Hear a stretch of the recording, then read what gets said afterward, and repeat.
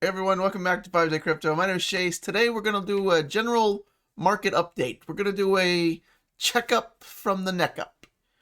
I just said that because it rhymed. I don't know. We're going to start off with Bitcoin. We're going to kind of go down the list here. Do brief touch-up-is, that's a word. Touch-up-is on these coins and see just the general health of them. Support, maybe resistance, what I kind of see going on with each said coin. As we move forward. So let's get it going. We're gonna do them all on the weekly chart. Just keep a big picture, not the day-to-day crap or the minute-to-minute. The big picture, kind of see where we're going in the next several weeks to months. Okay, so let's start with Bitcoin. What have we done here? Well, last year we had a massive run-up, and notice that once we started the run-up, our pullbacks all were at this blue line. What is that blue line? I'm glad you asked. The 8-week SMA. If you've watched this at all, this is the 8-week SMA. So far, we've been unable to hold above that. So our super bullish moves haven't begun yet, in my opinion. Did we do this before? Well, yeah, look. Before we got started in our bigger moves, right, we struggled doing that as well, right here. Look at this. Here's one area, right, where we struggled. That was July of 2020. Then we tried to get going, and we came back down, and that 21-week again. That's the yellow line, 21-week AMA. Then once we start making our bigger moves, then the pullbacks go pretty close to that 8-week SMA or even slightly under it. But we always closed above it once we started doing that. So are these moves going to come again? Well, if they do, then the more bullish moves need to hold that 8-week SMA. So far, we haven't done that. Now, what are we going to do with Bitcoin in the next coming weeks? Are we going to come down here this week, next week? I don't know. I don't really care. Because in the bigger picture, we're in an uptrend now, right? Higher lows, higher highs on a weekly chart. Our 8-week SMA is on top, which we want. Our 21-week EMA, price action is still above it. We're still good. As long as we don't close under the 21-week EMA for Bitcoin or for any coin, you're still good. The panic should not set in until you close under it, even right at it, as we did back in here. We held the line. That gave us our catalyst to move forward. All is good. Be patient. You'll be rewarded in the long run. I hope. All right, so let's go down to ADA. ADA, why does ADA never move? Well, it does, right? It's one of the best performing assets since the pandemic drop to the top. Oh, almost 20,000%. If you don't believe me, we can do a measured move. Right from the wick at the bottom, less than a penny, or right at a penny, right? I mean, 18,000%. Okay, you want to give or take? 18,000%. Okay, so the people that are wondering why Aiden never does anything are the people that bought up in here. Okay, so this is just a consolidation phase, in my opinion. We're just building up momentum. You see this box here, right? We're just ranging. This is a good sign. After a big run up, you need consolidation to build your strength back up, and then you can proceed to the upside yet again. And I do think that ADA will do very well. I do think ADA will hit at least $10 this cycle. When Bitcoin's at 100K or 200K, wherever Bitcoin tops out at, by the peak, I think you'll look at ADA and it will be, start with a 1, okay? I think it'll at least be a $10 ADA, not a 1 and then no zeros. I think 1 and is 0, 10, 11, 12. I saw you playing the joke in your head. Yeah, probably be at a 1. Lead with a 1 and be double digits. How about that? Okay, so we're still building momentum. So that's ADA. I don't know how long it's going to be, but I think ADA will have a breakout sometime between now and Q1 of 2022. I think you'll see it move more in a big way. Maybe one of these kind of type deals. So last year, when did ADA start breaking out? Well, about a year ago to the week. Right, so this was the week before Thanksgiving, and where are we now? The week before Thanksgiving, and for those of you in the U.S., and then ADA started to go off on a rapid tear. Back then, a year ago, ADA was only 10 cents a year ago. Are you kidding me? And you're wondering why ADA never does anything. What? Okay, let's go to Matic. One of my favorite coins for this next move up. One of my personal favorites. That's just my opinion, not financial advice. You can do what you want. But after said explosive move, we're forming this nice little W, higher lows, consolidation, bullish pattern. I think once Matic breaks out of this kind of $2 area and starts closing weekly candles above 2, I think we're going to get more of an explosive move. Kind of hope it follows in the footsteps of kind of what Enjin Coin's doing right now, right? So Enjin Coin not that long ago was where Matic was. So you know, both of these coins are in the gaming crypto, you know, industry. So I think they'll both do very well moving forward. You know, the rest of this move, this peak up, and then also, you know, for years to come. I think both of these will be around and stand the test of time. So Matic is still looking good, and this is a very good pattern playing out. And we zoom in here.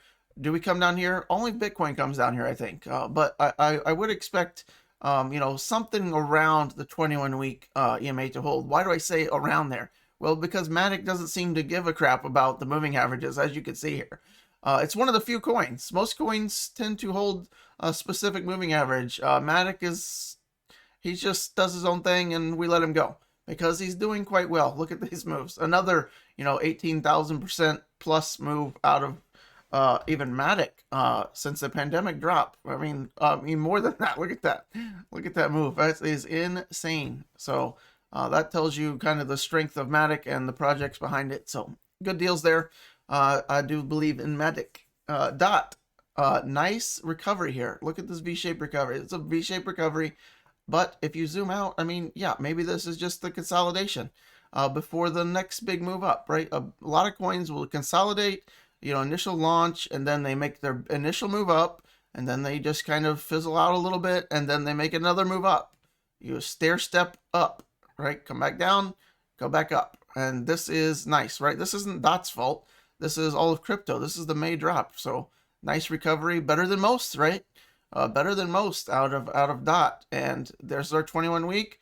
I would anticipate that to hold very well for Dot. As you can see, Dot does tend to care about its 21-week. Look at these wicks right to it. Closing above it. Nice bullish move. If we come back down, if Bitcoin comes back down, I would look for that 35 level on Dot on the weekly scale to close there. Doesn't mean we can't get a wick down here, right? Certainly Bitcoin, you know, flash crashes down to 52K or something like that. Then Dot could certainly, you know, come down in these areas, this $30 area, but I would anticipate a close. Certainly if Bitcoin closes above its 21-week, I think most coins like Dot, you know, the bigger players, the, you know, tens of billions of dollars, alts, so to speak, will close at their 21-week EMAs as well. So bullish on Dot as well this next move up. Ethereum. Good old boy Ethereum. What are we doing here? Well, similar to a lot of other big alts, only this one has a super kind of play out pattern happening here. All-time high, right? Come back down. Test it again. Come back down with a higher low, right? There's a low, higher low. Break out of it and then come back for the final springboard. Most of the time, this plays out just like this. You come back and test this one final time and then off to the races. I don't know when this is coming, but historically, Ethereum does excellent in Q1 of the following year and doesn't do so great in Q4. And that's worked the past 6 years consecutively for Ethereum. Q1 of the next year. Where are we? We're in Q4. What are we doing? Making an extremely bullish pattern going into Q1 of the following year, which is right here.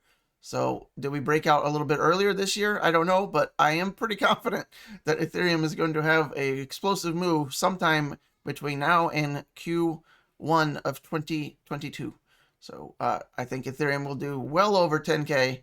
And that's pretty conservative. I think we could even flirt with, you know, depends on what Bitcoin does a little bit, but yeah, I think Ethereum could, you know, 15K is not, I don't think it would shock anybody.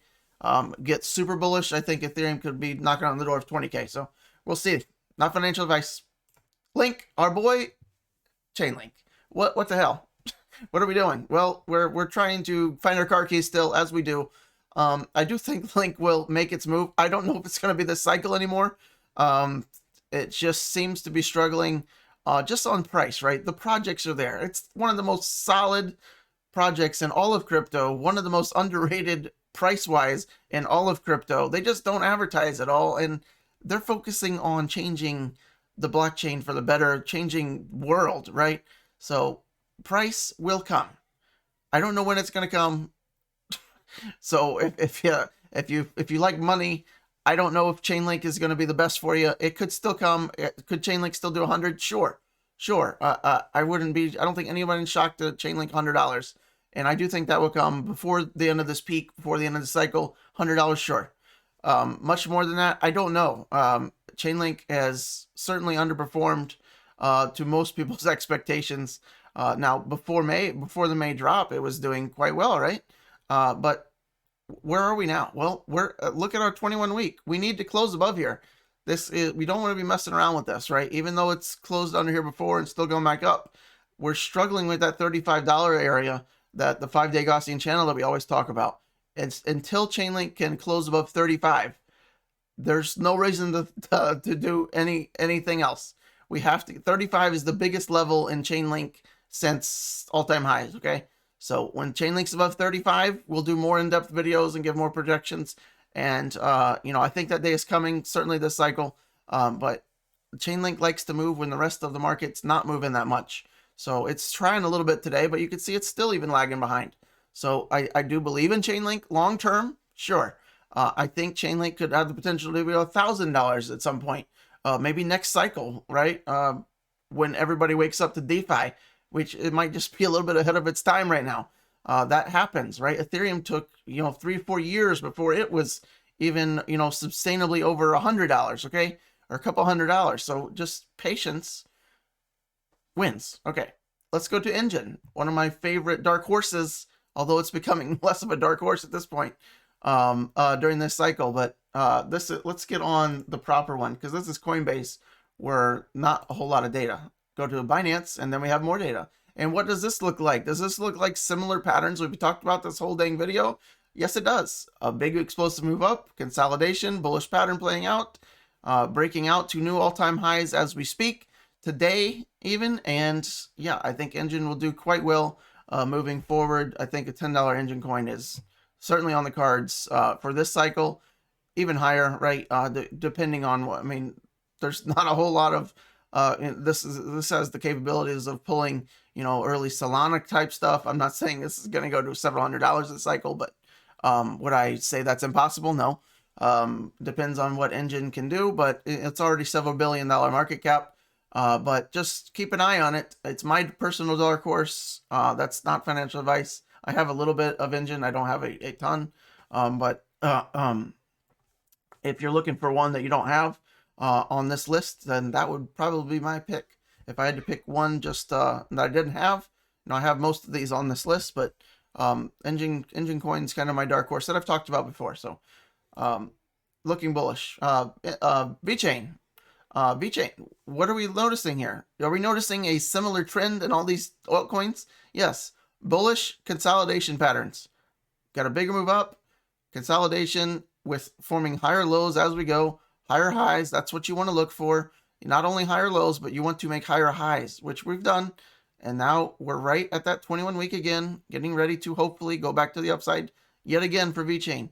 Once Vechain breaks these candles on a weekly chart, 26 cents, once we close above that, then we can really get moving again, in my opinion. So look back at Vechain, right? When did it start making its move? After it got above its all-time highs, that's when the explosion starts. So that's what I would expect again. 26 cents for Vechain. Watch it. Harmony one of the most bullish patterns in all of crypto. Explosive move up, come down, V-shaped recovery back up, right through the all-time high, come back and testing what level? You might say, well, why didn't it come back here? Well, look at this. Look at these tops. Right? So look at the wicks. So some coins come back to the candles, really bullish, we'll come back and test the wicks. Really bullish. So is one really bullish? Yes. The wicks. Look at the tops here, come back, test it just with the wick again, not even the candle. So, and we're closing above the 8-week SMA. Remember, we've talked about that. The more bullish you are, the more likely you are to hold that 8-week SMA, as one did back in here, as Bitcoin did last year. As long as we're closing above here, at any given week, any given day, one could have another kind of massive explosive moves to the upside. So Watch one. Maybe some of you are already in one. Solid project. I'll end at that. Avax. So Avax is one of the few that is red today because it's been one of the few that's been green the rest of the days. I mean, look at what it's done. It was in July. You could have bought this for under $10. It's at 130. Pretty impressive move. One of the most biggest comebacks since July, since the July capitulation. One of the most biggest gainers since then. Impressive moves. There's 130% weak right here back in August. That was a nice breakout. And why? Well, that was our all-time high. We broke out of that, held it as support, right? Just, are you catching patterns here? Like a lot of these coins are doing similar things. Break through your all-time high, come back, test it, look at all these wicks, hold it as support, and then you're gone. And there's an 8-week SMA yet again. So Avax on a roll. AMP coin of the day, I would say. I mean, how do you not? Almost 40% today. Now it's been even higher than that. It's up 40% today. There, now we can see it right now. 40%. Impressive, to say the least. And what else do we see? Well, there's our low, right? Hopefully that was our capitulation out of AMP, and we're starting to reverse this trend. Well, we're making higher lows on a weekly, and we want to look for a higher high. So I would like us to take out that 8.5-cent wick up here out of AMP. Now, do we have to do that right away? No. If we close this candle in 5 days, 8 hours, and it's higher than this green candle, that would be a nice solid start. That's about 6.5 cents. So one or the other, or both. I mean, that would be super cool. If we close or make a wick higher than this wick, or a candle close higher than this candle close, that's what I'd be looking for AMP. We're noticing the 8-week SMA trying to cross that 21 EMA, and that's exactly what you want to see here. You want your smaller moving averages on top, and then that's when you get your power moves. So AMP looking great so far. Hopefully this is kind of the turnaround. And notice again, the consolidation after the initial explosive move up, consolidation. AMP has been in consolidation for longer than most. So hopefully it has a more bullish breakout than most. So we will see in the not so distant future if AMP stands the test of time, which solid project. We will see. This is a hell of a start. All right, and my last one on this list is just wanted to follow it because it's done some impressive things. In the past month, I think it was like 20 cents just a month ago. So I happened to get some of this out of a fluke because I just wanted to get one of their little crypto cards, and depending on how much you stake, you get different rewards and all that stuff. Maybe you're familiar, you can go check them out.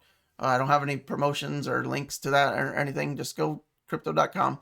But I just happened to put some money in when it was I think it was like 19 cents I got in. So that's 4x. I wish you would have put more in, but I did like 4K just to test it out. I was on the fence of doing the bigger one, but I felt it was just gonna be like more of a stable coin. No, turns out they signed the biggest crypto contract in history. They bought the Staples Center in LA. If you haven't heard of that by now, they signed a 10-year deal, or I think it may be a 20-year. Correct me if I'm wrong. 10-year or 20-year. Might be 20 years. It's at least 10 at the Staples Center in LA. They bought the whole damn place. Now it's gonna be crypto.com center. So impressive. That's why it's doing all this. They're spending mad money on promotions and advertising. So that's good on them, and that's obviously paying off for them in a pretty big way. So that's my spiel for the day. Watch your coins against Bitcoin. If you're not gaining against Bitcoin, just hold Bitcoin or flip to another coin. You must be gaining on Bitcoin, or it makes no sense to hold it. So compare your coins to Bitcoin or even Ethereum.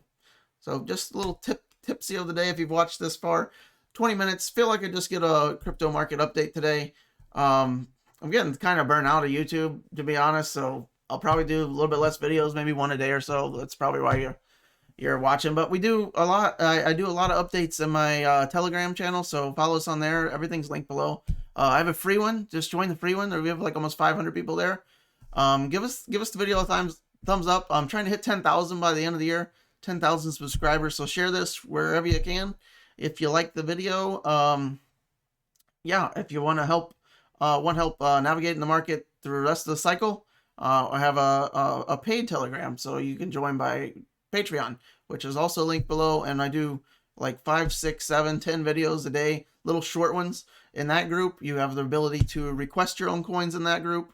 If you want just you know, a helpful tips, I'm there. I'm there every day. You can send me a message anytime you want, and I do my best to respond in a timely manner. Just thought I'd throw that out for you, for those that want some help. If I'm starting to make less YouTube videos, that's why. It's just, I don't know. That's it. Oh, let me do. Well, we almost forgot the best part. The quote of the day.